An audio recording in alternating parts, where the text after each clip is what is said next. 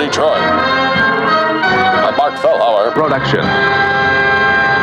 Brought to you by medically proven Bicidol powder. Works with incredible speed to settle your acid-upset stomach and relieve its gastric distress. Bicidol powder. And by Shawn, the sports columnist. that keeps you fresh for hours after your daily bath. Shawn, the columnist. For people who like people. You asked it around, get the question around my tooth. It's gone. What are you doing? Come on. That is not paid for by them. That is paid for by the people of Detroit. You might be qualified, ML. I'm not qualified for this job. Let me tell you something. You want to go right now? Okay? You want to go right now? Hey kids, it's your old pal ML Elric, and it's a special treat because we are joined by one of our favorite guests who is getting ready to leave Detroit. But before she does, she's going to share with us yet another story about a local cult run amok. Although it seems like cults always end badly. It's not like, cult done good. So it's... I think almost by definition, cults end up running amok. That's true. Even the band The Cult, I think, had some problems with chemistry. Great band. Ian Astbury got really big, but anyway, not as a star. But we're not here to body shame the lead singer of an English band that thought they were from the West. We'll do that in room 7609. But our guest is Amelia Benavides-Colon. What a tangent right off the bat. Sorry. Well, I'm excited that Shawn's here. We haven't seen Shawn in a while, and one of the things that we learned about Shawn, because we always learn something about Shawn, is that he has some sort of Svengali-like power over rodents who follow him when they are laden with nuts. And I don't know what it is. It's some sort of how often does a squirrel look in your eye and stare into your soul? Never, because they don't do that. No, but this one did. But that's not the point. The point is, when I learned about the way University of Michigan students are treating squirrels, it occurred to me that this is the divide in American society. Oh my God! When you were a student, time on your hands. No. When you were a student, you hated squirrels, and everybody. Folks, it wasn't just young me. Everybody, folks because they're behind rodents. you want to be friends with them, right? So this is what old folks can't understand about change behind them. And we can what a metaphor. We can figure that out with squirrels. I hope that we will have squirrels offering to serve as commencement speakers, because that would take a lot of controversy out of it. Who was your commencement speaker, Amelia? A squirrel? I wish. I don't know. He zoomed in. So that was a little lame. By the way, did we see that? That is a classic contemporary story. Speaking of commencement speakers, did you guys talk about this on your show, Mark, your other show that you two-time us with? What is this? The commencement speaker, Mr. Jerry Seinfeld, and all the Duke students that walked out. Yeah, what's the deal with Duke? Yeah, who are these people walking out? Everybody Why did they walk out? I saw him giving... So he made a comment about Israel, right? Well, he, on his Wasn't that it? Instagram on October 8th, posted, "I will always stand with Israel." I mean, he's Jewish. He's got a lot of connections Wait, back. what? Who? That's a... Got a lot of connections back there. There's also a picture that somebody in the, I don't know if it's the IDF or who in Israel, posted a picture of him and his family at a base in the West Bank, an Israeli base. So people were really pissed off at that and see him as a symbol of Israel. So that's why they protested. Yeah. So he maybe as a symbol of Zionism. Yeah. I think that's what I'm hearing. His wife has done some things too, I think, that people have gotten upset about. No, but this was just within the last few weeks, right, Mark? Yeah, it was this past weekend is when it happened. No. I'm talking about something came out. It was just in the last few weeks that all of a sudden there was an uproar. Well, he's an words, apolitical it guy.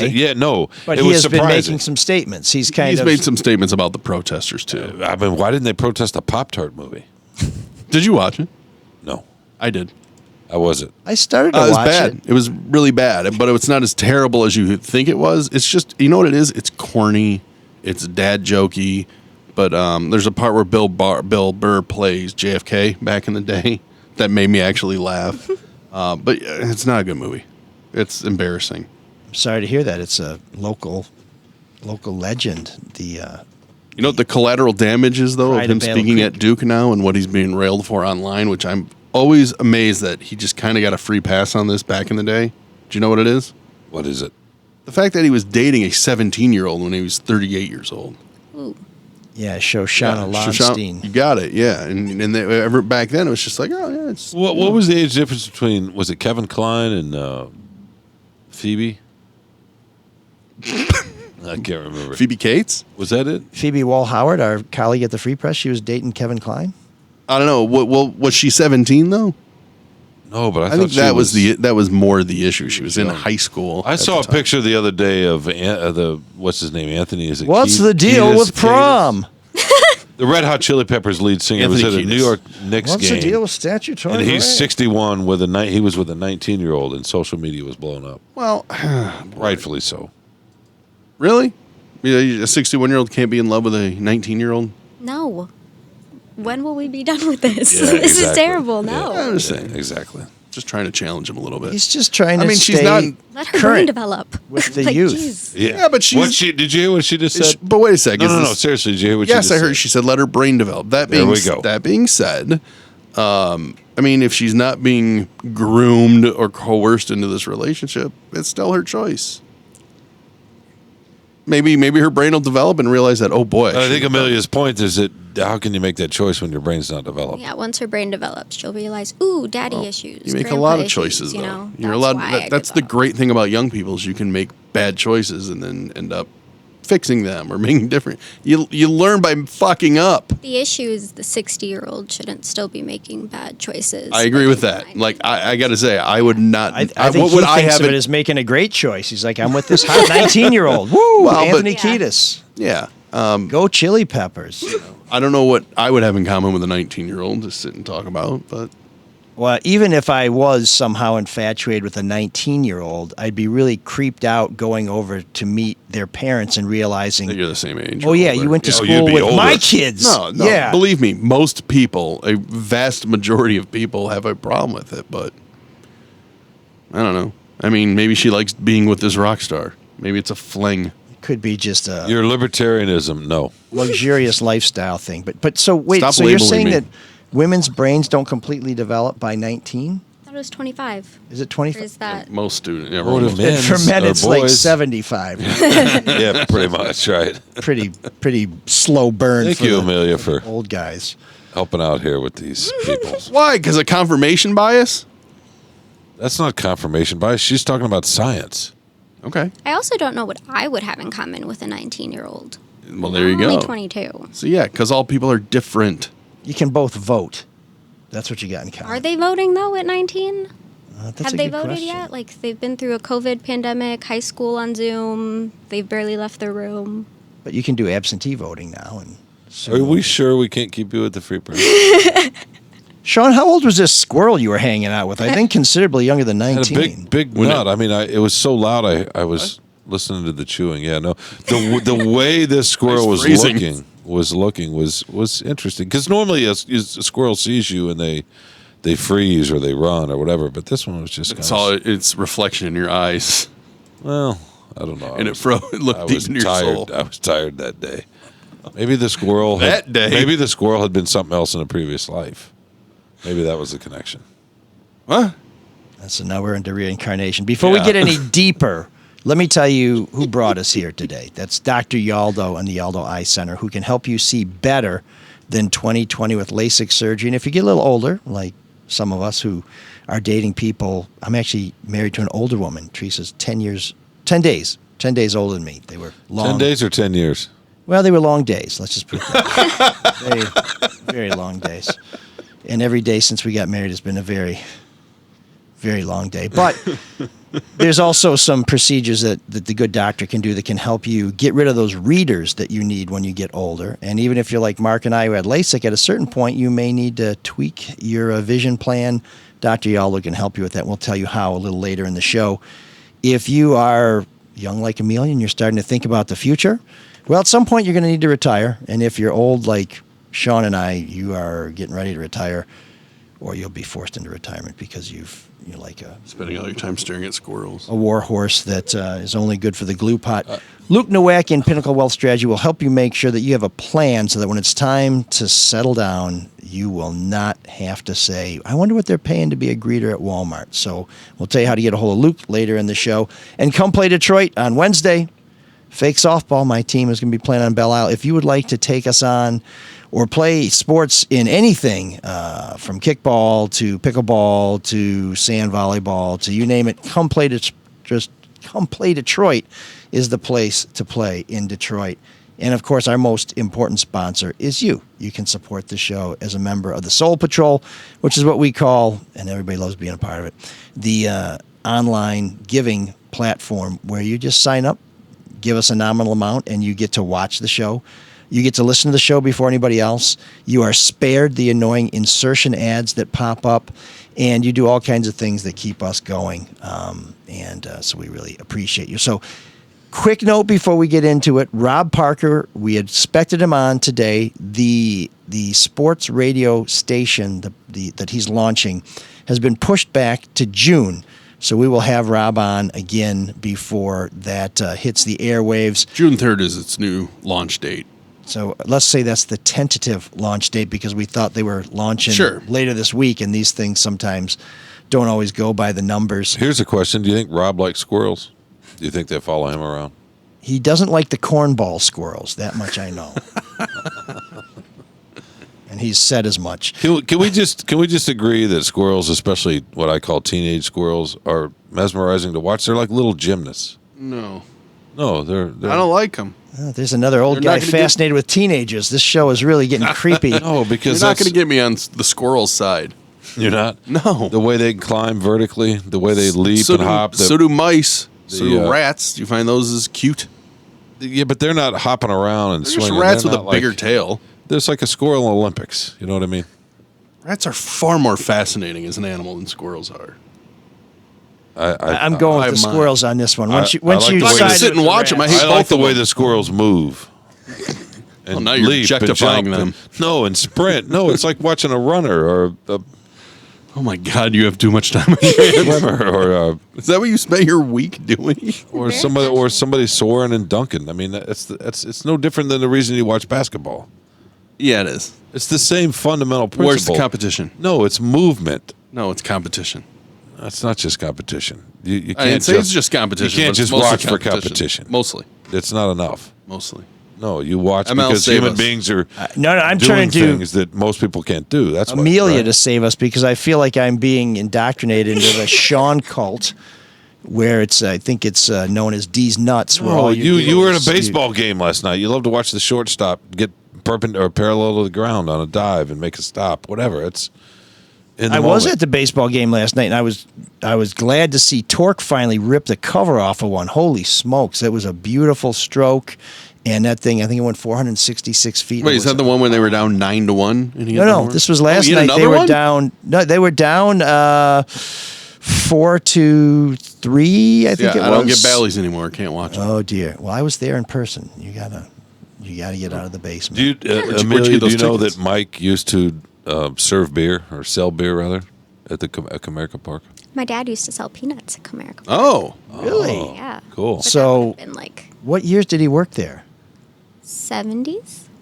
Okay, so that was at Tiger Stadium. Yeah. So that was way back when. Okay. No, I did this in the early 2000s, and I spent half a season as a hot dog guy at Tiger Stadium, but I was wondering if we worked any games together. Can you imagine what happens when you have young women around? You're like, oh, I think we have something in common. Yeah, me and your dad used to do something. Oh, yeah. Yeah. And that's why I would say, like, so me and you are doing something, and me and your dad, if there's any conversation that involves you and I are going to do something, maybe something funky, and you and your dad and I used to do something, then you probably shouldn't have that relationship. Anytime you're with someone who you knew their parents as a contemporary, yes, that's big weird. mistake. Don't do that. Great rule. Very, very creepy. Here we go. We can all agree on that, Yeah, right? love that. Okay. We Now, can't- having said that, the cult leaders, they don't really have many rules. They just say Well, they make up their own. Yeah, they do have Their rules. own. Yeah. Yeah.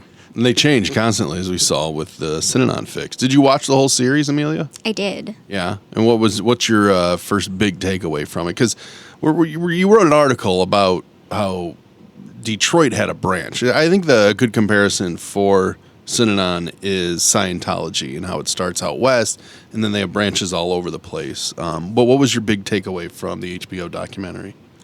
I think it was a little confusing because I think a lot of cults have a main message or thing that they're following the entire time that they're a cult or something that unites them. But what was weird about Synanon was it was just a lot of groupthink, and every time the leader, Chuck, would start doing something different in his lifestyle, that's what everyone would start doing.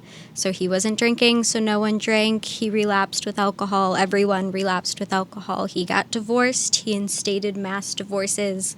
It was very like, what are we doing except following what one person says? He made people divorce. Yes. Yeah. Yeah, and then he assigned them to other people to marry. He also stopped the smoking thing is the one that blew my mind. It's because it's not the easiest thing to do to just stop smoking. Right. Yeah, he was getting people to stop their addictions and then pick them back up again, which is almost worse. So is that a measure of control that if I can stop somebody to do something, I can make them do? It almost feels like he's a conductor or something. Louder, quieter, stop, play.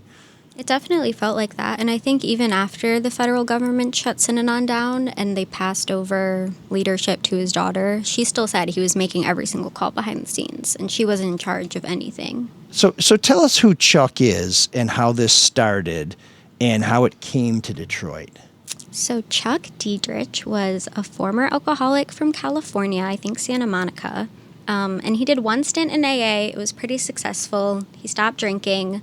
And then this was late 40s, early 50s, so drug rehab centers weren't really a thing yet. Methadone treatment wasn't really a thing yet. There was no study into how to solve drug addiction, especially at a community level or for the masses, right? So he was like, oh, I can take AA and make NA. Like, I'll just make my own NA is essentially what he was doing. So he got together all of these addicts, but because there was no science behind anything that they were doing, his therapy was attack therapy and screaming at them. So what narcotics were people doing in the 40s and the 50s? I think of there Heroin. being no drugs back then. Oh, heroin. Yeah, I think it was a lot of heroin, meth. Yeah, I think of the jazz age, Meth right? in the 50s? A lot of hard drugs. I think that's what Wow. was scary is it wasn't psychedelics. It was like these drugs were like debilitating people. And Amelia did in the first episode too. They talked about how most people just shunned all those people, and the good thing about, and that's the tricky thing about Synanon, is that he welcomed these people in almost. Hey, now you have a ground, right? You have people that support you. You have people that will help you through this. We're all in this together. A support group, and then the game comes in. You want to explain the game? And is this the attack therapy then? Yes. Yeah, I think this is his science or whatever therapy he Because wanted. AA is very accommodating. It's very embracing. I mean, you have a Which Synanon was in the partner, beginning. right? You have a Yeah. mentor, and you can turn to them in times of Sponsor. trouble to a sponsor, exactly. I've never been in the program, but from what I've seen, it seems like it's a very warm and comforting relationship. I think the idea with AA is it gives you the space to openly talk about why you're struggling with an addiction and then relate to other people so you understand that you're not in that alone and what you're experiencing is being felt by more than just you, right? So Chuck wanted to do that for drug addicts, but for whatever psychotic reason of his own, he chose to do that through just yelling, like vulgar frustrations. So that was the game. You would just yell at your peers and everyone would sit around a circle and scream at each other and say the most like vile, disgusting things. I wish you were dead. You don't deserve to live. And a lot of it's projection, right? Because it's how you're feeling about yourself. Sounds like the feedback portion of our show. But to sit there and have that like being screamed at you while you're going through withdrawals and you're not being allowed to take any drugs, right? I think it's a little traumatizing. And it did work. These people were sober. There were a couple former members I found, even a jazz player from Detroit who says the Synanon house in California saved his life and the game saved his life. So there are people who say it works. But I think scientifically we've proven attack therapy isn't a way to solve drug addiction. Well, one of the things I wanted to ask you about the Detroit aspect of it, because Synanon got a lot of credit through the media because politicians liked it. Hey, here's a program that works. And then celebrities, because it's in L.A., would stop by, mostly jazz celebs, few actors and stuff. Do you know, are there any Detroit celebs, like Motown, you mentioned a jazz player, did they visit the Detroit Synanon facilities? Do you know about that? They might have. I only found the one jazz player I found who did spend a member in California was Wendell Harrison, who the Free Press did a feature on in 2011, and he talked about how the game had saved his life. But then also Governor Milliken at the time in the 70s visited Synanon House and gave a speech during a drug rehabilitation conference saying, Synanon is, losing all this money and we have to step up to save them because they've been in the city for so long and they've done so much great work. So he was a huge advocate of what they did, and I think that's why they were around for so long. Mm-hmm. But that's also because they didn't really have any competition. No one else was around to save these people and show them that there's other ways to be sober. So did you have a sponsor in Synanon? I mean, I don't think so. Okay, so if you felt like you were weakening and you might be drawn back into whatever your addiction was, did just a bunch of people tell you sucked and then you were okay? I'm pretty sure. And they all lived together, and then they were all encouraged to bring their children to live there. And then the children were encouraged to play the game as early as like kindergarten age. So that was rough to watch. They showed video of these kids getting screamed at and like breaking down and sobbing. It was traumatizing. And then they kind of entered the kids in this boot camp, where they just ran them through the gamut to the point where they started escaping. I mean, they started finding this guy, this farmer down the road who took them in. I mean, that guy was great. Were kids involved in the Detroit chapters that you know about? Yeah, there was one photo in the documentary of the Detroit chapter that I couldn't get a hold of. It's owned by University of Southern California, and the only way to get it is to go in person. But I took a little screen grab of the HBO series, and that's what I used to find the actual house. And there were 10 or 12 kids sitting on the roof, and then 10 or 12 adults on the main floor in the picture. And that was used in the series. And I found that same house. It's an adult mental health facility today. So how big was their footprint in the city? Like, how many places did they own? You wrote about how they had to move because as successful, I'm doing that in air quotes, as Synanon was, neighbors weren't so pleased with them. Yeah, from what I saw, they had this one place on Schaefer, the adult daycare facility, from 1969 to 1980. So it seems like that was their main house where they kept things going, but they did try to branch out into the neighborhoods. Schaefer's really close, up to 7 Mile, kind of near Ferndale. So he opened houses in Boston Edison. He tried to open a house downtown. He bought a house along Cass. And almost all of these he either couldn't get rezoned correctly or there were like neighborhood complaints trying to kick the group out of the neighborhood. What were the big complaints from the neighbors? I think what the documentary was trying to suggest was that it was racially charged because his group was very into like intersectionality, and he was one of the first like drug rehab groups or one of the first groups to just have black and white people living together, and that was huge. So I think they used that in the documentary as like, oh, neighbors didn't like all of this mixing going on. Well, what was Boston Edison like that in the 70s, where they would be fearful of that? Because that's kind of where my head's at. I think it was more of just, even today, people are afraid of group homes entering in the general, neighborhood. Yeah. Right. They're afraid of what that might bring or what could happen if these people turn sideways. So I think it was just a lot of that, a lot of fear. And in hindsight, it was warranted. Because they were successfully kicked out of the Boston Edison house. Yeah, they didn't even last a year there. Maybe it's just because of the yelling, or maybe a neighbor said, hey, nice lawn. They said, F you, pal. That's a compliment from where I come from, Well, I did read one. I found a blog for like former Synanon members to post their diary entries or just their reflections about their experience. And there was one person who said he lived next door to a Synanon house in Detroit. And he remembers all the women had shaved heads. Yep. And all the children were very quiet. But everyone was insanely polite and sweet and nice. And it wasn't anything you would ever expect. Something weird was going on, except one day everyone shaved their head. So yeah, and that was the first big, wasn't that the first big thing that I think Chuck really kind of tested the waters with? Like, hey, everybody's got to shave their head now. And what I learned is that isn't that odd. I have some older family members who spent time at drug rehab places around the city during that same time. And while they were never at Synanon, but they were at other places downtown, they talked about getting their eyebrows shaved off and forced humiliation and just a lot of these practices that today we wouldn't even consider putting an addict through because we know it's not beneficial. So much pride, especially for women in their hair. Yeah. I would think that one of the reasons why people become addicts is because of low self-esteem. And here you are berating them, and maybe I'm sure some of these attacks became very personal, going at their weakest point. How is it that would actually stop you from not only continuing to take drugs, but maybe ramping up to a complete blowout?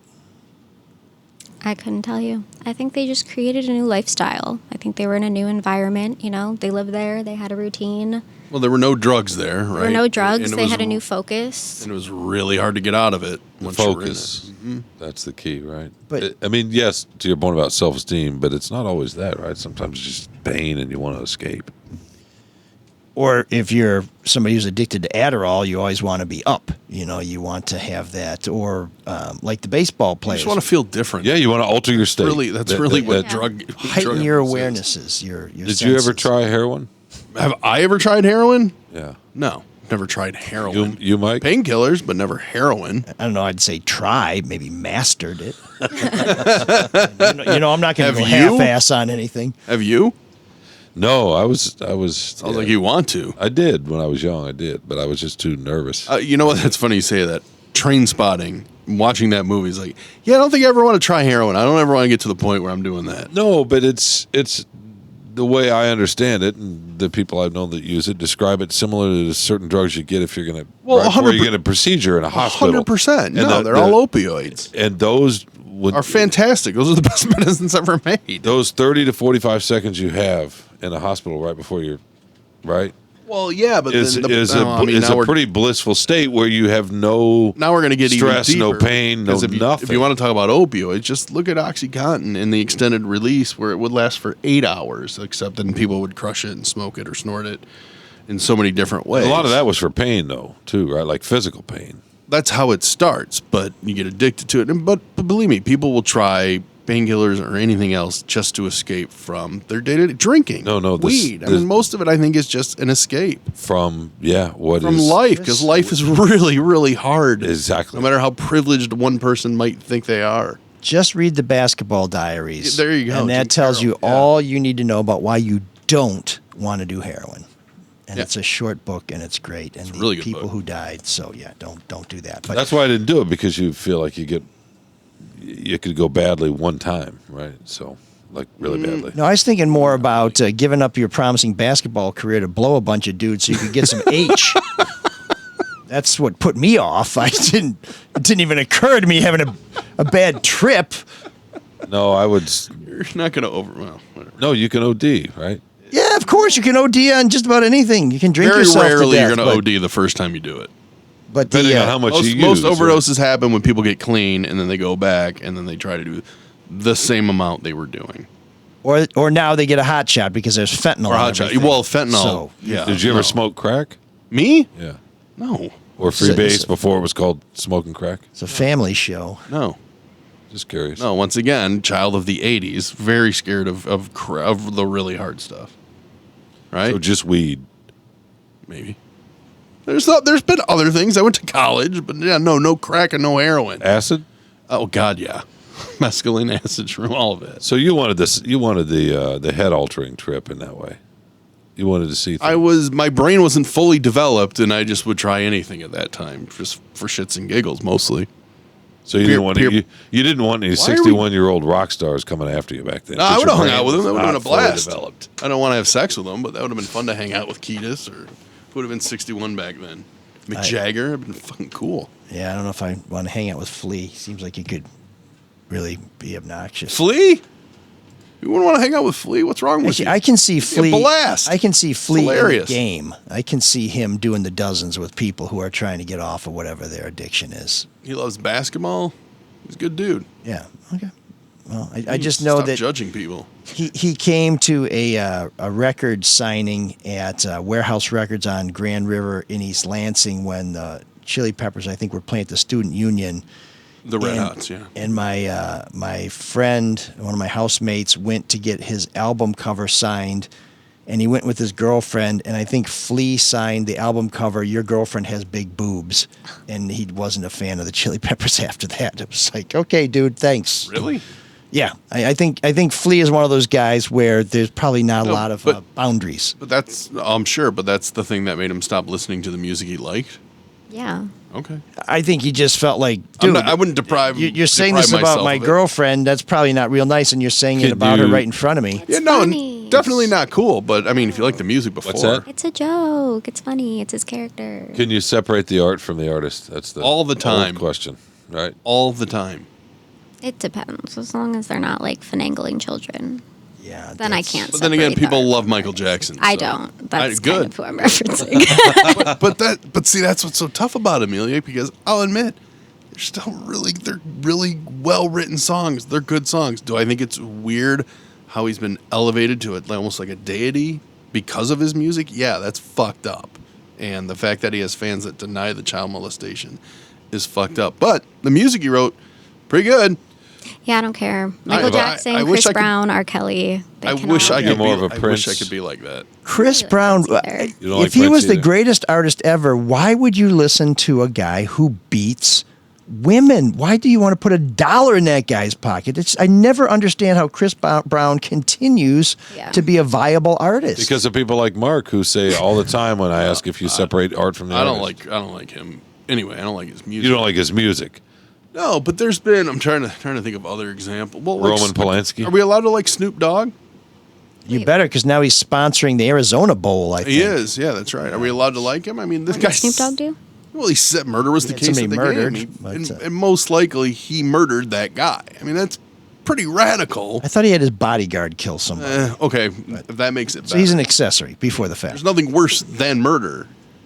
You know, Finagling children. Sure, he was. I'd rather. I had a Jefferson Starship album one time that was worse than murder. It was pretty bad. We built this city. I don't know. Well, there you go. Sometimes You death shouldn't is listen to better. that either because of the connection to John Phillips, right? Oh. So, I mean, the problem is people are flawed. Yeah, John Phillips dated a 19-year-old. It was called His his daughter. Yeah, so Mackenzie. it's very bad. So let's get back to the cult, because I never thought that getting back to the cult would sort of make the show a little easier on Well, the no, ears. I think it's fascinating. we're talking about what's worse, I think it's interesting talking about these Pedophilia or things. murder, right? What's worse? It's hard. I mean, it's hard to. We don't need to. Murder's worse. I'm sorry. I think You know who's got a really? Is there a third option, like in none of the above? Could we mark that You box? guys know who Neil? Do you guys know who Neil Brennan is? Creator of the Chappelle Show with Dave Chappelle, stand-up comic. Oh no. I think he has 3 specials out on Netflix, and the first 2 really are about a lot about his mental health and his depression and stuff. It's kind of fascinating. The new one, not about that at all. He's back to straight comedy. He has got one of the ballsiest and amazing takes on rape versus murder and what's worse, and it's really kind of fascinating how he breaks it down, because we talk about killing people all the time like it's no big deal, right? I'm talking about I'll kill you, or you know. Yeah, but you also say I'm going to kill this sandwich. It's a metaphor. It's also a stand-up comedy. You don't say I'm routine. going to molest this submarine. I don't know. I just, but watching that, it's like, yeah, there's nothing worse than murder. And like he says, I've never seen anybody recover from murder. That's true. That's true. And, It's hard. It's hard to argue that one simple thing. It's hard to there- argue that one recovers from rape. You're right, but you're alive. although I think it's his ultimate you could argument. use your trauma to help other people. I mean, you still have an opportunity to contribute alive. or to even have a completely horrible existence, but there's still something afterwards. Whereas with murder, Right. it's kind of final. And I think that was his point. Anyway. And he's a comedian. I can't wait to No, see this it's, guy. the- Sounds like a barrel I'm of telling you, monkeys. I'm telling you, it's a really, and he admits it before he You're a starts. great looking crowd. Would you rather be raped or murdered? It's a very But I'm edgy Chuck. and ballsy. No way, man. I'm hitting for the door. It's a very edgy and ballsy thing to take on, and I thought he handled it really in a very funny manner. I'm not doing it any justice, trust me. Yeah, it's like a Seinfeld commencement speech. It's killing. Amelia's ready to walk out. Are you? I'm sorry. She's like, this is why I'm leaving Detroit. I mean, they're not fun topics. They're just topics. It is. Like cults. Cults are a blast. Cults are a blast. So I do need to know about the game, because when I think of a game, I think of a start and a finish. Yeah. And when they played the game, was this something where people would get together and say, okay, ding, ding, ding, it's time to get together for the game? Somebody sits down and say, hey, you still like doing mushrooms? Yeah. You suck. You're ugly. You piece of shit. Thanks. Next. I mean, was it like a round robin thing or? Yeah, they literally sat in like a circle with like lawn chairs and rang the bell, and the game started, and then they went until everyone was crying and in tears, and then the game ended. Oh, it sounds like when my family plays catchphrase. Yeah, it was absolutely Except we insane. pass a buzzer to the next one. Okay. It was vicious, man, watching, especially, like I said, especially the kids playing it. It was hard watching the kids. Yeah. Would it be better to be murdered or play the game? Play the game. Okay. And was there a clock? I mean, was it set with like you had I don't. so many minutes to get off your and were there people who excelled like Yeah. like a roast where some guys are really funny and other people aren't Chuck that always funny? won. Of I think course. there are people who said that they knew how to win and that they knew even if they didn't like playing the game or they weren't into it, they knew that if you just said these things and you stayed quiet when other people were getting yelled at and, you didn't try to defend anybody, but you just went really hard when it was your turn, then you'd probably make it out okay. Here's the part you'll like too, ML. Amelia, how long could the game last? It was like days, right? Ooh, yeah, But he like a also cricket had- game. It was like 7 days long. He also had a 24/7 radio broadcast Yes! streaming through Michigan State's radio What? station. Yes. And you could tune in at any time and listen to the game live in case you needed to hear someone the scream at first simulcast or live stream. Well, in a way, you. He had 8 of them across the country, and one was from Michigan State. yeah, and every Synanon facility was always constantly tuned into it, and most of the time, if it wasn't the game, it was Chuck just rambling his thoughts about things. Yeah. Which is kind of like a social media feed in a way, where that's how he would control these people by I feel just like Elon Musk would love that. you just keep saying, well, he's got his platform, right? So How did you win the game? I mean, did you score points? Were you the last one to cry? Did you make more people cry than anybody else? Did they? I don't think he won. I think it was just a way for Chuck to exert control over the group at once. So get all these people together, and then you lead this game where you're in charge of So controlling everyone. Or everyone's how a would piece Chuck of shit. do this on the multiple sites? I mean, did he actually move to Detroit for a while? No, Chuck never moved to Detroit. I think he had like officials leading each of the different sites. By the end, he had a board. He had an executive board. He had a membership team. He had his daughter working there. There was a solid community of higher ups who then went on. I found even in my article his executive director of education went on to form Detroit's COTS homeless shelter, What? Yeah. which is interesting. That's like a very, very worthy endeavor. The Coalition on Temporary Shelters, where women and children move when they don't have a place to stay or maybe they've been abused. And I mean, I can't think of one negative aspect of COTS, Well, people are complicated. but I can't think of one good aspect of Synanon. Right. So it makes you wonder what aspects of Synanon did she bring to COTS when she started it that we might not know about. Because there was some other officials who started. There was a school in Maine that became one of those teenage delinquent high schools that was shut down in 2011 after they found reports of abuse dating back to its opening in 1980, the year after Synanon closed, and that leader went on to found the school. I think there's a documentary on that one Yeah, too. there is. I think it's on Amazon Prime. Yeah. And they got a lot of government money as well? Yeah, this was all nonprofit. Yep. I think he refiled himself as a church halfway through, so he wasn't paying taxes. It was all grant funding because he was the first drug rehabilitation program. And politicians loved it. Where else do you put your money? So how did people get this so wrong, and when did it start to fall apart? Because Synanon's done now, right? We Yeah. can't sign up or anything. Okay, good. There is a Synanon in Germany Yeah. that is still around. So there is one Synanon left. But I looked through their brochure. It didn't look as You're not going. attack therapy. I mean, it looked kind of like an average where you would mental health retreat type of situation. But who knows if they still use the same principles. Wow. Schweinhund U. That would be a great place to send your kid for the summer. Right. But explain how it ultimately failed. Yeah, was there some big scandal where everybody started saying, hey, wait a minute? Or Mark asked the question. I thought it was clear. I think it's more when... I guess we're playing the game now, aren't we? Thanks, Chuckles. I was gonna say this show feels like a game a lot of times. I can't remember what year it was. I feel like it was mid-70s when Chuck really started losing it. His wife died. That's when he instated mass divorces, because if he had to be single, so did everyone else. So he split up couples, and then he fell in love again, so he reassigned couples, and couples got to get back together, but he also relapsed with drugs and alcohol. So Synanon relapsed with drugs and alcohol as a group, so everyone went back to doing drugs. It stopped being the game, and it started just being like, let's all do coke together, and like, let's all hang out and do drugs together. And then That sounds very 80s. yeah, and by that point, they had a solid number of children living there who had grown up within Synanon. So you had these kids who joined as toddlers who are now teenagers who know nothing other than the game. And Chuck started to use his money to purchase an insane amount of weapons and machine guns, and he had the little arsenal, and then he turned his school into a military training boot camp. So he was training all of the boys and shaving all of their heads and teaching them how to defend for what they believe in. And then It's just like every cult eventually gets to the point where they're but it was under very attack. fast. It was very quick. Like right after Chuck's wife died, it went from having a vision of saving addicts to Coke parties.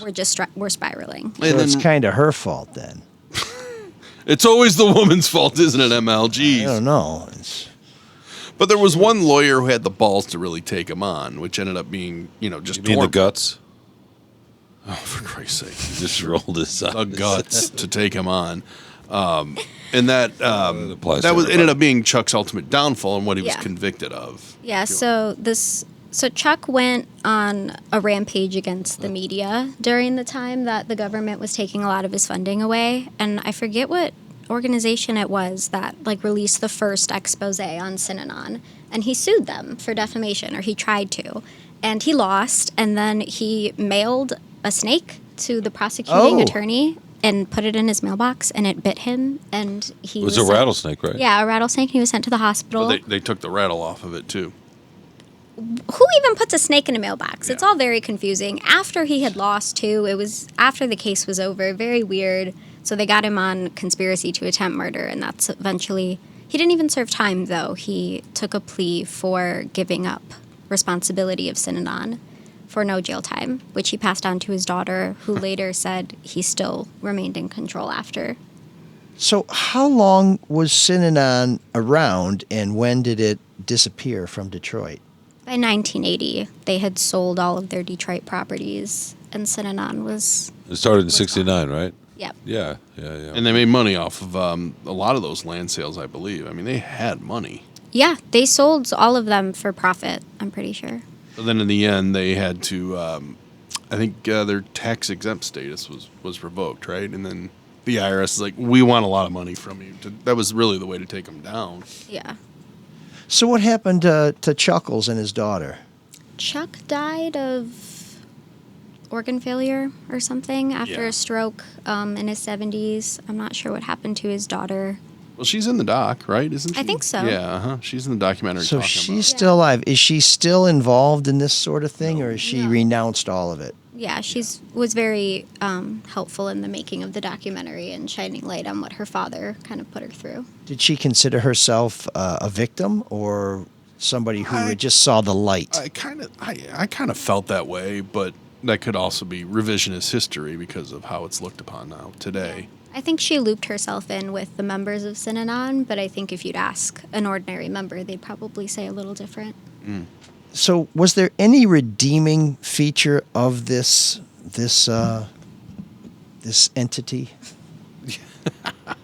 I mean, we love drug rehabilitation centers. We love getting people sober. I think he had a great idea from the start. NA obviously is a thing, and it works. It's just unfortunate that it went the way that it did. Yeah, a little more nurturing, I would think, than Yeah. Synanon. But are there people who say, and Mark, you saw all the documentary, are there people who say that Synanon saved my life and I wouldn't be here today? Really? Yeah. Yeah, and there's, and I think that's what's so confusing is because they attest to the attack therapy in the game and they say that this does work. And it did convince me that I'm a piece of shit when I do drugs and I'll never do it again. So I think it's just... But in reality, it's really about having a support system. Yeah, it just depends on the person. So the key is with the game, they would insult you and attack you because you want to do drugs, not because they didn't like you. I think it was for everything. I mean, they were hurling insults. It's like a from, free-for-all. Yeah, from your like, hair is funny. Yeah, your skin is Big disgusting. feet. You're fat, you're ugly. Well, remember, you could be in it. This could be 1975. You could have been in it for damn near 6 years. Right. And sober for 6 years, and you're still participating in this game. And then it ended up becoming like really petty grievances about simple, small things, because it ended up becoming all about control and control from Chuck. He did not like to be challenged. Damn. It's a fascinating documentary, and I'm glad you did the story on the Detroit angle of it, because you don't really see that in the doc. It's mainly about what happened out in California. And that's pretty good sleuthing. That's great sleuthing. Yeah, I love grabbing the screenshot and then figuring out where the home was. That's cool. So tell us how you did that. That was the most fun, I think, putting together the Detroit part of the branch, because, again, they didn't talk about it in the documentary. My editor, Marianne, did send it to me and say, you are our cult writer. See what you can do with this. So I turned it on, and the first 2 episodes, I don't think they mentioned Detroit at all.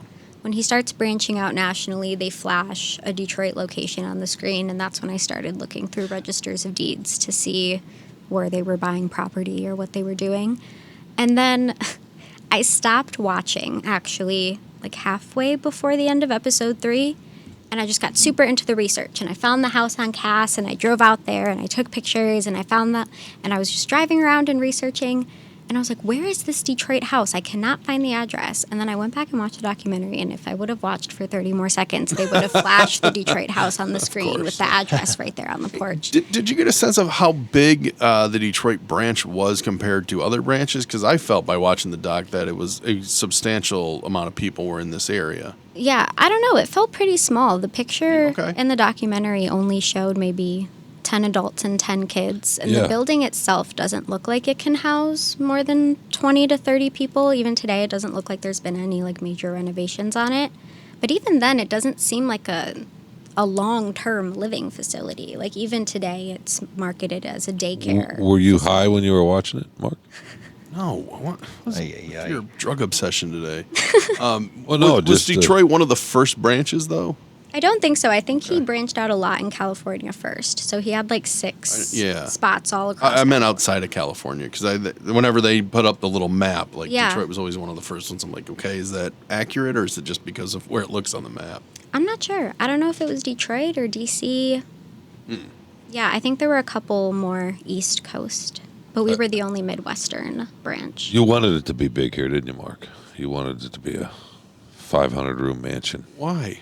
I don't know. That would have been more interesting, I think. to exactly. research I mean, and for the take story, yeah, Exactly. of course. If but- they were in Boston Edison, they probably had a pretty big spot there. The house they bought on Cass was huge. It was gorgeous. It's a historic funeral home that's been around since the 20s. Yeah, that photo was great. And I walked around the building. It was gorgeous, and he definitely could have fit a lot more people in there if he would have gotten it zoned correctly. When you looked at the Register of Deeds, did you find properties under the name of Synanon or under Yeah. Chuck's name? No, everything was under Synanon House Incorporation. So it was right there. Yeah, it was all right there. And for those of you who want to do a little research, you can go to the Wayne County Register of Deeds, and they have a public access terminal. It's free. You can type in a name, an address, find out the property history. You can really learn a lot about people and things. And I ran into LaDuff there one time doing some genealogy research, and he had his daughter under his arm. She was probably only about 2. And I think she learned some new language there as he was figuring out how the system worked. But it's, you can learn a lot about your family. It's fun to nerd out. Yeah. And you get into a lot of rabbit holes. Yeah. Before we let you go, Amelia, you have a swan song for us, and it's about the craziest places, right? Roadside attractions in Michigan. Is that right? Yeah, I think so. Except I heard I missed a whole You did. bunch. You did. No, I just said you missed one, and that's the sculpture garden in the UP. But you said it was on a big list that you had to whittle down. It was. I had a huge list. There were a bunch of really interesting ones I was trying to find and get photo permission for So, and stuff. what was your favorite one, and what one is closest to Detroit? Ooh, I think they're all very far from Detroit. They're all pretty northern Michigan, closer to the UP.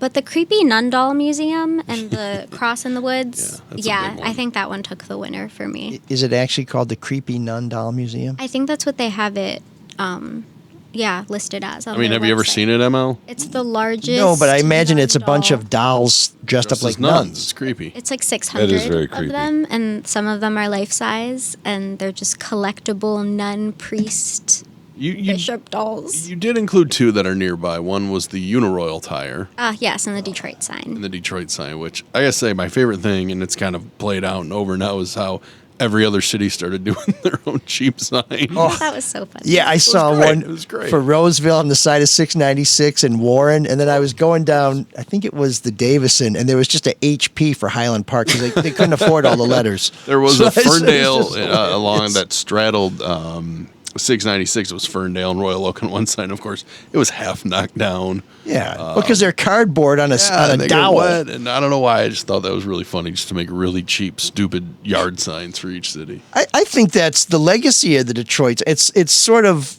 a thing that you can get involved in. It has a very DIY feel to it, and I think any kind of promotion that people can have fun with is good. Now, I don't expect every municipality to put up a giant golden butthole. That would be. We're gonna let Sterling Heights Yeah. keep that one. I don't want to see like a big giant donut But it worked outside for- of. people like silly things. know. It worked for him, man. It was fun Yes. to track the building of the Detroit Hollywood sign, though. There was a line in a Detroit News article by Sarah Rahal where she mentioned a sign was part of the planning. But that was it. She just said 2 words. And I just did a little brief off of that. And that's where the rendering came from. That went viral on social media. That was the day I posted my article just saying, there might be a Hollywood sign coming. And then So it's your someone fault. someone made an AI rendering from like Metro Detroit News or something. Which was that- ridiculous. I thought it was funny, but I thought it's we hilarious. all knew not to expect that. Like, we Exactly. don't have a hilly landscape. We don't have. Yeah. Apparently, the mayor of Detroit didn't Yeah. figure it out, but too bad. His comment was a little weird, trying to blame Yeah. the rendering on Brad the Dick, reaction. yeah. I mean, Yeah. that's Brad Dick. By the way, is the guy who came up with the idea for the sign. It's not a name I made up to insult somebody named Bradley, but yeah, I like the sign. I don't have a problem with it. I think it's kind of cool. And if you've noticed, coming into Detroit now, there are "Welcome to Detroit" signs now that have that sort of modern graphic of the rendering of the spirit of Detroit, and it's got kind of a greenish blue color to it. That's, I think, nicer than just the old Detroit. City limits. Yeah, exactly. So, well, Amelia Benavides-Colon is leaving us, and possibly because of this conversation we just had. But no, she already has a gig. She's going to D.C. for a couple of years. Then she's going all over the compass. But we hope that at some point she'll come back to Detroit because she's a Tough. good Southwest girl. I Still am. I got have to come family home here. They'll eventually. pull you back to Detroit as our families often do. Yep.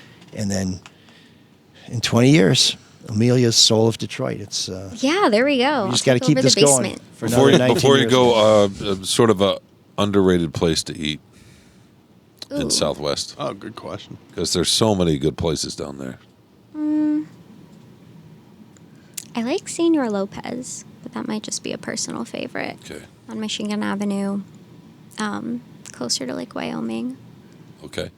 Are there squirrels there for Shawn to stare at? There might be squirrels. There you go, Shawn. You're in.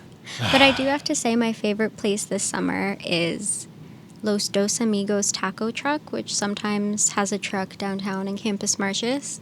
Their actual location is a few blocks from me in my neighborhood, and they've had... Growing up, it was just a white beat-up ice cream truck that they were selling tacos out of in, like, a city lot, right? Today, they've purchased the entire lot. They fenced it in. They built an outdoor restaurant. They have 3 trucks. They've painted murals. There's gardens. There's a fountain. There's outdoor seating. And it's all, like, across from a liquor store. In the Los middle of Dos the- Amigos. Yeah, in the Where, middle of the where neighborhood. where is it? I think if you Google it, you can get an exact address. You better get some free food there now. You know, that's what After people that call plug. Sean and I. Los Dos Amigos? Oh. 2 friends. God's sake. Isn't that? That's what my podcast What's your go-to there? Steak quesadilla. Okay. Yeah, that's me. I'm a plain girly. Okay. Well, there's some good advice from Amelia. We hope she'll be back on the show soon and back in Detroit when she feels the time is right. But we will have some links to her latest and greatest stories on our website. And she's off to many adventures and to do some great things. And we'll just be back Happy birthday. next week. Thank you. Yeah, Yes, happy and- birthday. And we do have. Uh-oh. Oh, This is- wow. This is bad staging. Parting gifts. Never We done this do for have me. a birthday gift for you. I thought it was a parting gift for This all is, the good works. Some hard to find I threw in on it. You didn't throw in on it, Shawn? Soul of Detroit Merch. swag. So, Merch. so we have Official. your choice of the blue long sleeve or the gray short sleeve. And if you are a Patreon subscriber at a certain level, I think it's $25 Oh. more. You can. Oh no, $60 a month. You can get some. Or maybe we distinctive could be swag, generous too. and give her both. So. No, Well, she could they're have different a- sizes, so I figured she would pick whichever Okay, is the thank you. is the better fit. I'm so excited. I love merch. Yeah. And we did have our send off at the Free Press, and there was a Shinola bag. I thought, wow, we got her a watch, and I picked up. It was not a watch. I was like, what the hell? It's just the bag. We got to pass It was a that. notebook. Yeah, It no, was it a was. monogram notebook. Those It are was still very sweet. nice. Yeah, those are it still was- expensive. It was very nice, but I Yeah. said, and we've got her a watch, and I picked up. I said, this is a lot lighter. We need to get the next intern a watch, so maybe more people. Yeah, so show pony to up, their Shawn. send-off. Yeah. Maybe we get all those Sure. empty bottles and cans out of the recycler, and we'll put it in a pot. So, so thank you for being with us, and thanks for all your great work. And Thank you. Thank we you will for the be- t-shirt. We will be admiring you from afar. Yes, and you have to represent the Soul of Detroit. And I hope somebody picks up the stories you've been doing because Definitely. I keep telling did- Elric, I'm like, I read another story. Guess whose byline was on it? No, keep your eye on Kylie Martin. I gave All right. her a Google Doc of everything I'm Okay. leaving Oh my behind. God, how responsible of you. I know. I have look a at lot you of should see the. ideas. You should see the. How are you only 20? I know. You should see the notes over here. Christ. They're first of all they're legible. I can't even take notes anymore because then I can't read them. My God, so Sad. responsible. I know it's awesome. We've gone full circle. Old guys fascinated with a young woman. What were better you doing get at outta here. 22 though, Mark? What do you mean? What was I doing at 22? I was working. I was gainfully employed at WRIF. Okay. Well, I guess you were nice and responsible. That's where the mescaline came in. Huh? When you were So your I was rock and roll lifestyle. You're working at a rock and roll radio station. There must have been a lot. There's a lot of stuff. I'll I say. can't imagine what was on the table in the break room. Yeah. Okay. No comment. What do you? I don't know what you want. It was the 90s. No, you don't have to testify against yourself. I just remember going in to see Drew and Mike, and you guys had kindly made a studio visit available for the St. Clair School auction, which Yeah. was very nice, and it usually fetched a good price. And I brought in my daughter's teacher or a teacher for one of my daughters, along with, I think, the high bidder. And all I remember is when we left, he had an assortment of free porn. And I thought, wow, I can't wait till he goes back to my daughter's class and says, hey, I Why had are a you great outing him with time this story? on the podcast with your dad, in which they gifted me, I think it was like Nailin' Palin or some I was other gonna crap. say, It was a while oh my ago. gosh, I was like, it was either that or this is going to sound ridiculous. This is not Batman XXX because we had interviewed somebody in it, so they sent us. That's the thing. When any of those people in the adult industry, they love giving out free stuff, and they would just send boxes and boxes and boxes of it. And so how else are we supposed to get rid of it? yes, they do seem to be very generous with their favors in the porn industry. But I just meant their swag. oh, sorry. That's just I was watching the Trump trial And testimony. I'm sure I that guy got was confused. That guy was very So- appreciative of it, right? Trying to be a good host. If he wanted it, I didn't force it on him. Yeah. So all I'm saying is that milieu was a little salty back then. It was, Great. yeah. Anyways, Thank you, Amelia. Sorry you had to endure that. Thank you. Thank you. I'm leaving with a new affection for squirrels. Pay more squirrels. attention to how they move from now on. Yeah. And the nuts who Simpler. love them. Yeah. So well, we are here every week because you're here, and also it would help us if you went to go see Dr. Yaldo and told him you're there because we told you to go there, if you know what I'm saying.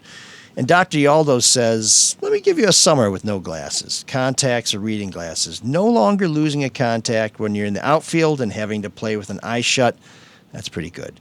No sweating on them, and no more taking your glasses off to swim and then not being able to find the pool. And for those of you 40 plus losing your near vision, no more having to change the font size on your phone to 18 so you can read a text, or using that flashlight so you can read a menu. It's all about lifestyle. It's all about not even thinking about your vision because it's there 24/7 in brilliant color at 20/20 or better. I've had LASIK. My far vision is 20/15. That's better than perfect vision. Whether it's custom LASIK or the amazing bifocal implants, no one has a better or longer track record than Dr. Yaldo. These are safe, fast, and painless procedures. It's easy. Just go to yaldoeyecenter.com for a free evaluation. Find out what will set you free from glasses, contacts, and readers, and make it your best summer ever. You'll look good, you'll feel good, and you don't have to worry about those nasty, archaic devices that you stick on your face just so you can see. And when you go see Dr. Y, tell him that I sent you. You know, maybe your problem isn't seeing. Maybe it's seeing a secure future. Or maybe you're a big-time city official who can travel on the people's dime. Bravo. What a segue. Maybe you're a political... It's That easy was with good. Luke. He always That has was great good. reads. Maybe you're a political contributor who gets hooked up with government contracts. Good for you. Good for you. But bad for the rest of us. Now, if you're not among the swells lining your pockets with taxpayers' money, if you're someone who actually works for a living, call financial specialist Luke Nowacki at 248-663-4748. We'll discuss strategies to grow your assets from annuities to individual retirement accounts to college savings. Make that call now. You've got kids and kleptocrats to feed. Luke Nowacki's at 248-663-4748. And when you call Luke, he will make it all about you, sweetheart. Securities and investment advisory services offered through Mosaic Wealth. Inc. member FINRA SIPC. Mosaic Wealth. Inc. is separately owned, and other entities and/or marketing names, products, or services referenced here are independent. Mosaic Wealth. Inc. You know, I deal with a lot of people in Detroit and elsewhere who like to play games. And if you read today's On Guard column, you'll find out about a guy who played games with petitions to get lawmakers or politicians on the ballot. Adam Hollier, you may have heard of him. He's getting ready to run against Sri Tanadar for Congress. His petitions may cost him his opportunity to compete. And I met with a guy named Charles Longstreet II, running for judge, hired a guy to get petitions who ended up defrauding him. It's a heart-wrenching story. You can read that all at freep.com. But those are the games that are really serious. If you like the fun games, then why don't you check out Come Play Detroit, because they're my choice for softball and volleyball, but they offer a wide range of sports, just about anything you can think of, and they play all year round, offering everything from one-day tournaments to seasons that last 8 to 10 weeks. You can sign up as an individual, as part of a small group, or bring your own team. Either way, Come Play Detroit's friendly staff will help you find the right fit. And if you know me, you know I like a good deal. So ComePlayDetroit.com is offering promo code SOUL so you can get 10% off your first registration. It's a great way to get in the game and to support our show. Oh man, the geeks have inherited the earth. Did I do that? What a dork. Does him wanting to play with us again mean that he's turning into a geek, or we're turning into cool guys? So once again, Shawn messes me up. I was going to do the kids at Duke who walked out on Seinfeld as this week's Geek of the Week, but that's okay. You know me. I'm prepared. So I was going to name... Wait a sec. Shawn, do you think those kids were geeks? No. Interesting. No, I mean, you can protest. I mean, I don't know. Since when did we start calling student protesters? I don't know. Dunderheads. You can walk out on the commencement speech, or you can say, not that there's anything wrong with that. So it's not the kids. So at Duke. who is it then? It was going to be the guy who sucker punched Steve Buscemi. Oh God, that guy's just a criminal. But I don't know who it is. Did you hear this? He had a Dan Rather moment in New York. Somebody pulled the "What's the Frequency, Kenneth" move on Steve Buscemi and socked him in the face and then just ran, and they have not caught this individual. So if I knew this individual's name, I would certainly name them our Geek of the Week, because I think we all appreciate the fine work done by Steve Not to Buscemi. mention, you don't go around punching people randomly on the street. Yeah, no. Although there is a hilarious Saturday Night Live skit, people eating on the street getting punched. Have you seen that one? Where No. Andy Samberg runs around and people are eating and he punches them. Throw in it the on the face. ground? No, that's a different one. That's a different one. one. But it's a pretty fun, but it's fictitious. You know, you really don't. Sure. You really don't want to. So I'm the Geek of the Week for to watch ruining your that. Geek of the Week. Okay. No. All right, what's the he's song? got- We're got finally getting He had a top 3. to our Geek of the Week. Oh. And it's Is it the song? It's whoever at Oklahoma made General Booty transfer. And I really don't care who did that or why they did that.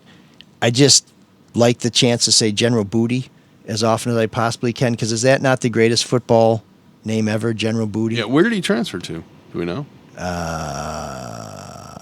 not sure. My research is falling apart once it got to. And he is Josh Booty. I mean, everybody remembers Josh Booty, right? No? I remember Das Booty, one of the Josh great Booty- World War II movies of all time. Christ. No, Josh Friggin' Booty Proch now? played in the NFL for a while, right? Didn't he go to LSU? Am I totally making this up? Okay. I'm not sure, but General Booty is transferring to a lesser school, I'm man. afraid to say, than Oklahoma University. This is just a device to bring up that name. So yeah, so anybody who messes with General Booty, you are my Geek of the Week.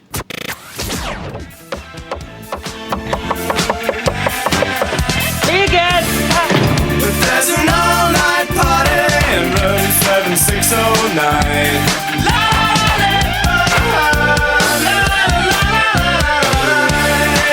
And you can dance together all night if you've got the time.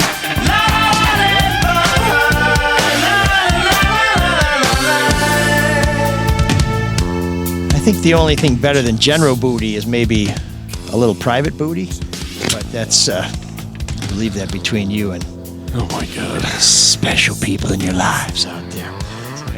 Joe K writes to us to the new and improved Room 7609, where you get to suggest deep cuts, great bands with a story, and says, "Hello, I have a nomination. I don't have much of a story to tell other than a coincidence with one of your recent guests. You had Christopher Zajac Denick on recently, and you mentioned he used to be the drummer in a band called The Hard Lessons. I actually saw that band a couple times in my younger days, once at Mac's Bar in Lansing, and once when they opened the 89X Birthday Bash because they had won a Battle of the Bands contest. I believe he was going by the moniker The Anvil back then, and I actually met him once. A buddy of mine is cousins with the female singer in the band, so we always kept close tabs on them. I bought their CD, Gasoline. The whole album is really good, and I listened to it a lot. I never understood why it didn't get more local airplay on the radio. I'll nominate Feel All Right for Room 7609, but That Other Girl's a great song, too." So here's Joe K, who ends up with something that's not okay. Go He Blue, says, yeah, no. Go Sounds Blue! like a great guy. I like him. And here's The Hard Lessons with Feel All Right.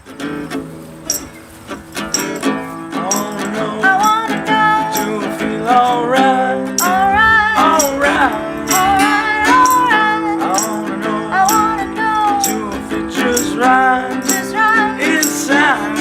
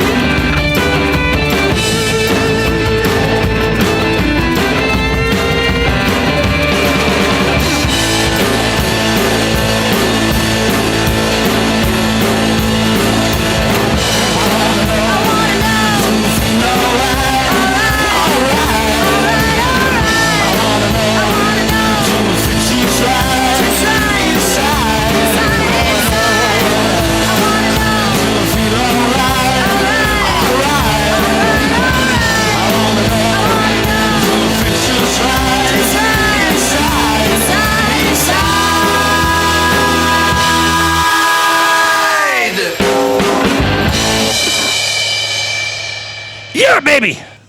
That's a rocker. That was That's great. a rock and roll song. Yeah, nice. Yeah. It kind of garagey. started off a little early White Stripes and then became very dirt bomby. Oh, that's I'm interesting. sure Jack White and the entire Third Man Records crew would pillory me for saying that. Ben Black would be like, "Yeah, there's nothing. It doesn't sound at all like that." But it does have that kind of garagey, stripped down. Well, it's got that drive, man. Yeah. It just goes. It goes. It goes. That's a great tune. So Joe K, thank you very much. You can send your suggestions for room 7609 to mlsolvedetroit@gmail.com. Again, we don't care if it's a deep track. We don't care if it's an obscure band. We don't care these days even if it's a mainstream We band. just don't care. The better the story, the more likely we are to play it. And we do have a few suggestions backlogged, so we will be getting to those, but we can never have enough of your great stories for room 7609. So please keep them coming. The other thing we'd like you to keep coming is your donations. And we can take them with a little one-time donation via PayPal or Venmo. You can find out how to do that on our website, which is mlsolvedetroit.com. Even better is a recurring donation of any amount to Patreon. And Edward Graybow is our latest Eddie, I and newest love member Ed. of the I know of the Ed. Soul Patrol. You know Eddie G? Ed is a really great guy. The G man. You really do know this guy? Yeah. Love him. He has amazing taste in podcasts. That goes without saying. He goes to the Little House all the time too. So Oh, does he? big football fan. So I probably and the met right him football then. team. I wonder if he was there when J.J. By the McCarthy's way- grandparents took cuts in the buffet line in front of me. By the way, guess what I watched the highlights of yesterday for no reason, just because it popped up on my YouTube TV. Two guys getting their ass beat in a tunnel. No, last year's Michigan State game. JJ was really good in that game. Were there any highlights in that game? I don't Oh my remember. God, tons and tons. I think he threw 4 touchdowns. Oh, you know what I really, remember? really good throws too. It's one of those things where, yeah, okay, competition is what it is, but that guy could make throws. Here's what I remember: Michigan State showing mercy and passing up an easy field goal against the Wolverines. They were so generous that day. They also, I guess, allowed Michigan to score. Was it 79 points or 942 49. points? And then I watched the key plays of the Michigan-Penn State game. It's really fun to watch these games when you know what the outcome is. That was a tough game. You're a real sport. Yeah. Yeah, and I didn't watch it to troll you or anything. It just JJ, his arm was not tested in that Penn State game, as I recall. Would he throw 8 times or 6 remember times? he got hurt. Well, plus which you didn't know about for about 2 weeks about how bad. Right, Shawn? Shawn, are you checking out? Yeah. How bad he was hurt in that Penn State game. But also, Sharon Moore decided to grind it out, right? Because the ground game we was couldn't working. they could not block. Isn't that the Chop game Robinson. where he cussed and his mama scolded him? Shawn Moore. Oh, after the game, yeah. Oh, yeah. Think of good for him. Think of all that shit they went through that week. Yeah, he's going to be fun to cover. What, all that shit they went through because their coach is a liar and a cheat? I remember all that. It was self-inflicted. Just like the punishment. They imposed their own punishment. I'm looking at the screen of the three of us, and you two guys look good. You're handsome. You look like human beings, and I look like something in the dark basement. That's what that squirrel thought. So Shawn had to be here in person to get out here. Let's to get out in the light to see us. But if you are a subscriber at the $5 a month level, you can watch the show every week. And once you become a subscriber, you can watch all of our back catalog as well. Yeah, subscribe for these two handsome devils. I'm just going to leave you on the camera then. Not for me. Actually, Handsome Devils, Shawn, is the $60 a month level where you can get the show without the insertion ads, where you can watch the show. You get the show before anybody else. You get an autographed copy of the Kwame Sutra sent to you. You get the bonus episode. Every month we have a bonus episode. You can hear all of those. Some of our best include Dan Wetzel, Erica Erickson, and Ask Soul of Detroit. For $60 a month, you also get the kind of unique merch that we were pleased to gift Amelia Benavides-Colon with today. So if you become a Handsome Devil, $60 a month level, you'll get all that and some sweet swag. If you want to come up with your own level that's in excess of $60 a month, you could even sit in on a show. Just name For your price. $100 a month, you can get just Mike, an hour of Mike. No interruptions. You don't have to worry about our. Wait. They're already getting that. That's the that's the $1 a month level. We can take that. I do like that little tuft. I know I've said this before on this show, but What's the reindeer? The Santa. Hermie. He wants to be a dentist. Yeah. Separate at birth. Yeah, you just need that little hat. Yep, it'd be great. I do have one of those hats, but I reserve that for those private booty moments, and that'll cost you $1,000 a month. Make me an offer. I can be had. Who's going first with the feedback? Shawn, people would like to hear you say something sensible, so we've given you other people's words to read. Okay, I guess it's me then. That was your cue. Let me take my glasses off so I can actually see this. Gotta get you over to Dr. Yaldo. There you go. Yeah, my eyes might be too far gone for even the wonderful Dr. Not for Yaldo. that squirrel. No. He could make a cyclops. Well, he was close because he followed me a little bit, There's the pheromones. Yeah, I don't know. All right. Let's go, Uncle Fester. A demonic squirrel. How about that? Uncle Fester. ML. Your take It's just on the way you're leaning. You got that. I know. It looks like you got the Uncle Fester cowl neck. The posture's unitard or whatever. The posture's not so great. Your take. This is to ML. Sorry. Yeah. I think that means Mike Elric. Yeah, I think when you started with ML, people assumed that was addressed to me. Well, but I don't know. I mean, when you're. You can't be too sure. No, you're right. No, when you're going by letters and taking what your mama gave you and make sure to wear a condom and a wetsuit. Spitting all over it. I mean, you just never know. Private booty. All right. Again, ML, your take on the Tiger City Connect uniforms was not all that surprising. Excuse me, not at all surprising. Of course you would hate on something new, modern, and didn't originally appear in black and white. I honestly Are you really... sure you didn't write this, Shawn? I honestly... No. I honestly really dig them. For a while, I'd been hoping they'd introduce an alternate uniform to break up the monotony of just the same two uniforms for 162 games. I went to the game Saturday, and they look even cooler in person. But you're entitled to your opinion. No, you're really not. He's really not writer of this, but, what the heck. You're entitled to your opinion. You don't have to like them. But it's interesting that you decided to criticize the Tigers and the fans who buy them by calling this a blatant money grab. Please correct me if I'm wrong. But aren't you the owner of a Fugly Spartans neon or dark green third alternate football jersey? I'm sure MSU's decision to introduce those included no consideration for merchandising. H is for hypocrite. And M in the ML is for mealy mouth. I think that last line was ad-libbed, but we had a Sesame Street moment there. The reason I have... money grabs, of course they are. Of course, absolutely. The reason I have the neon green Spartan Stadium... Don't do it. Spartan jersey... Don't say it. Just accept it. ...is because it has state written across the top in the biggest letters possible. They go from armpit to armpit. I love the audacity of it. Plus, it's pretty sweet looking. That'd be a long way to get from one armpit cool to the other to mine. Two different color greens on it. It's fantastic. Oh, his point's good. Just accept it. All right. It's fantastic. Who's next? Mark, you want to go? Oh, I guess I'm. All right. Where is it here? It's from another Mark. That's all right. With a K? The Mark of Excellence. Listening to last week's show when you brought up the Death Star in Star Wars, I immediately thought of that documentary. What was it? A documentary with the movie Clerks. And they actually had this exact discussion, and a roofer gave his thoughts on the matter.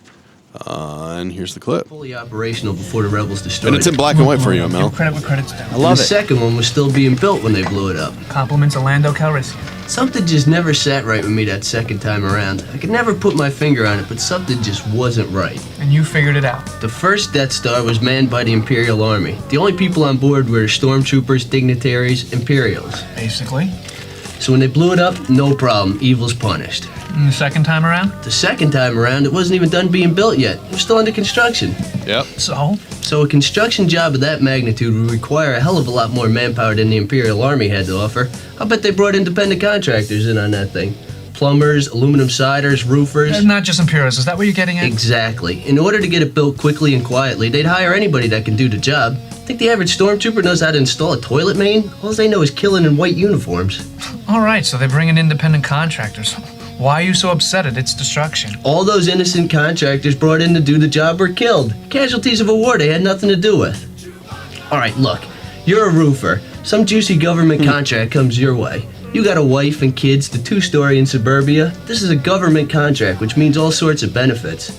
Along come these left-wing militants and blast everything within a 3-mile radius with their lasers. You didn't ask for that. You have no personal politics. You're just trying to scrape out a living. Excuse me, I don't mean to interrupt, but what are you talking about? The ending of Return of the Jedi. My friend here is trying to convince me that any independent contractors who were working on the uncompleted Death Star were innocent victims when they was destroyed by the rebels. Well, I'm a contractor myself. I'm a roofer. Done and ready home improvements. And speaking as a roofer, I can tell you a roofer's personal politics comes into play heavily when choosing jobs. Like when? 3 weeks ago, I was offered a job up in the hills, a beautiful house, tons of property, a simple reshingling job. They told me if I could finish it in 1 day, I would double my price. Then I realized whose house it was. Whose house was it? Dominic Bambino's. Babyface Bambino? The gangster? The same. The money was right, but the risk was too high. I knew who he was, and based on that, I turned the job over to a friend of mine. Based on personal politics. See, I still don't buy it though, man, because there's a lot of people that work for those contractors that just do the job, right? Yeah, you just show up. Maybe they picked some guys up on the corner in a pickup truck to do a day's work. I totally forgot about that scene. Maybe I did co-opt it with my thoughts, but I've always thought that watching movies, especially with explosions and stuff, it's like, what about all the other people that work there? You know what I thought watching this scene? There's way too much explanation. It's not organic. Yeah. It's not. Oh organic. no, the acting in forget the acting. It's not. I mean, whatever. The acting is whatever. A lot of exposition. Yeah, exactly. It's not organic. It's not the way you just sit and talk. No, it's amazing how hard. That's why we like Kevin Smith in a way. It's amazing how hard that is to write, and to get, and to have that. You know what I mean? Mm-hmm. You know who writes like nobody has ever spoken, who is considered a genius? Aaron Sorkin? Aaron Sorkin. Seriously, yeah. Is that where you're going? Yeah, absolutely. Because nobody talks that fast and that. There's never an interruption, which you don't want interruptions when you're watching But that's okay because that's clearly right. But when you're trying to. You thought Clerks was a documentary? Is that the problem? Right. I mean, what? I'm actually rewatching. What I'm saying is that had the same problem that Sorkin does, where the guy's putting out his opinion and there's no overlap talk, but you don't want that. Well, the guy in the beard was asking his buddy, I can't think of his name, and why is that? He was setting him up. It was almost like he was on a stage saying, okay, and why do you think this? Yeah. He's waiting for his cue. He's like, when he finishes saying that, then I jump in. There was a scene, I'm rewatching a show called Mindhunter right now. Mm-hmm. And the way the two detectives talk to each other, you feel like you're in wherever they are. You're in that diner with them. You're in a house with them. You're in an office with them. Just kind of overhearing two human beings talk. It's amazing, actually. The other guy who writes like people don't really talk, who's considered a genius, is David Mamet. Oh yeah. Well, the Coen brothers are like that too, but it's Tarantino for sure. But there's an entertaining. Well, think about Reservoir Dogs and the very first scene sitting around the table. I mean, it's a lot of similar. I mean, it's not a real conversation, but you don't want a real conversation. No. People talking, you have crazy tangents. Right. Yeah. You're right, Shawn. It is really hard to write like that. And did you ever see Mindhunter? Oh yeah, a long time ago. That's the serial killer guy. Yeah, right? yeah. But Ed Kemper. Yep. No, but it's kind of stunning how real and lived in it feels. And I think about that when I was watching it, Mike. It's just because you think about your own writing, just how hard that is to do. The ear you have to have. Well, that's why the guys like Elmore Leonard are considered genius, because most of their book is dialogue, and it sounds good. Sometimes it's a little snappy, but I mean it carries the story. My other point about Star Wars still stands too. They should have better monitors. With other technology, they need better monitors in their flying machines, their spaceships. And who the hell creates a clip that says, oh, by the way, this is the one flaw in our spot. I hope nobody ever finds this clip. It's like, no, you don't do that. You're not supposed to save your password. You're not supposed to save video of your portal that's open to your heat exchanger or whatever the hell it is. It's funny because I've been rewatching with the kids. I rewatched the first two, Empire and oh my God, what's the first one called? Episode 6 or 5? What is it? 4? Empire Strikes Back? No, the very first one. Whatever the very first one's called. A New Hope. I think it's A New Hope. Is that the one with Hayden Christensen? No. The one that was released in 1977. And when you watch it, it's just like, it's not a very good movie. Empire's a fantastic movie. I mean, it's a Western. It absolutely is. But then I started rewatching the ones that came out, the last 3 that came out with Rey and Finn. Yeah. Those are really good stories. I don't know. They're better stories. My point is the original one kind of sucked. You know what they wouldn't do today? What one character whose name they would change if they redid the first one today? Jar Jar? No, who? Porkins. They got a fat guy in an X-Wing fight, and they call him Porkins. Really? Yeah. Somebody'd say, we can't. We're not going to call him. That's his name. There is a little YouTube clip that you can find it. It's they try and do like a This Is Your Life, where they do the backstory for Porkins. Oh, yeah? And it's only like 2 minutes long because what do they have to work on? It's just like a guy's just like, I'm losing control. I'm losing it. And then he blows up. It's like, here's the story, the life of Porkins. Anyway, Karen writes us again. She was concerned about the Free Press not following the news and trying to do more stories on a $20 million grant that was given to a nonprofit that spent $4,500 of that money, which is your money, on a coffee maker. Oh, yeah. Karen says, returning the coffee maker makes me laugh. Yep. Harken back 2005. Yes, you busted him, but Kwame is returning the Red Navigator, so all the newsrooms across the state should cease covering any of his corruption. Nothing to see here. Thanks. Come on. Nobody's asking for the Free Press and local news affiliates to boil the ocean with every little story they cover. And I know you're not the spokesperson for FREEP, but the newsroom should briefly distill the scandal for readers. The fact this scandal is a media blackout sans news, meaning other than the Detroit news, is because Faye Baydoun, a person I've never heard of before, is a hyper-connected political power broker. When choreographed blackouts occur, of course, it's nothing but graft and scams in Lansing, Detroit, and everywhere in between. Complicit newsrooms stoke this license to steal. The fat cats feel untouchable. Returning the $4,500 coffee maker? They're mocking us. She should be in prison in Kwame's old cell. Yow! Karen, bring in the hot coffee! But, again, as we said last week, we're going to work on our exclusives. They're going to work on their exclusives. It would be nice if we reported more on it, but I think as this story progresses, we will be joining the fray. But today, if you want to read the Free Press, you'll read an on-guard column about Londell Thomas, who is destroying the political careers of people. It's a Free Press exclusive. There's a lot of great stuff in there, including that one of his clients said, you know what, I want to turn my petitions in on April 18th because that's the 1-year anniversary of my father's death. And Londell said to him in a text, we will do that. We will honor your father. And on that day, the fraud began. So get more of that at freep.com. We'll also find the superlative work of Mr. Shawn Windsor, recently acknowledged by the national headliners for the excellence of his sports writing. And Shawn, I don't know if you went to go back and see what you won for, but it was your column about Michigan State and how you and your family dealt with the aftermath of the massacre of February 2023. So once again, congratulations, sir. Thank you, sir. Okay, Shawn, once again, at a loss for words. We love to get your feedback. One quick one from Todd, who says, in case you didn't see it, the Sisters of Mercy are doing another Fillmore gig in September to open their 2024 tour.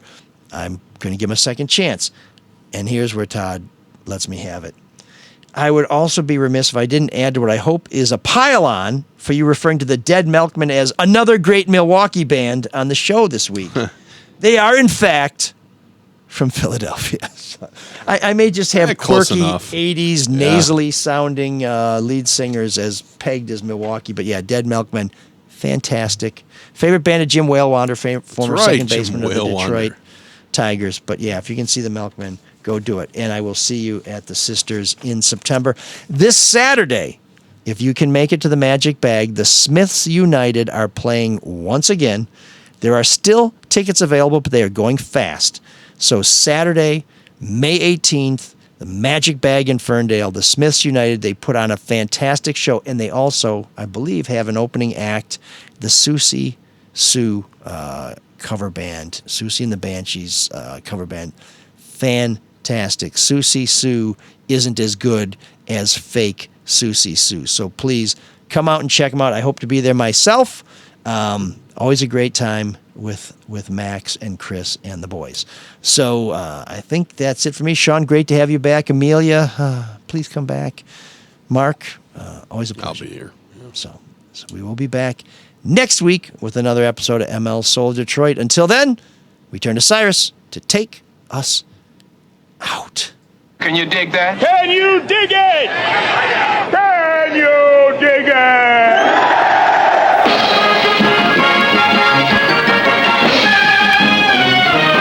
She likes people, people like her, and people who like people like Shawn. Because Shawn Windsor never lets perspiration odor come between friends.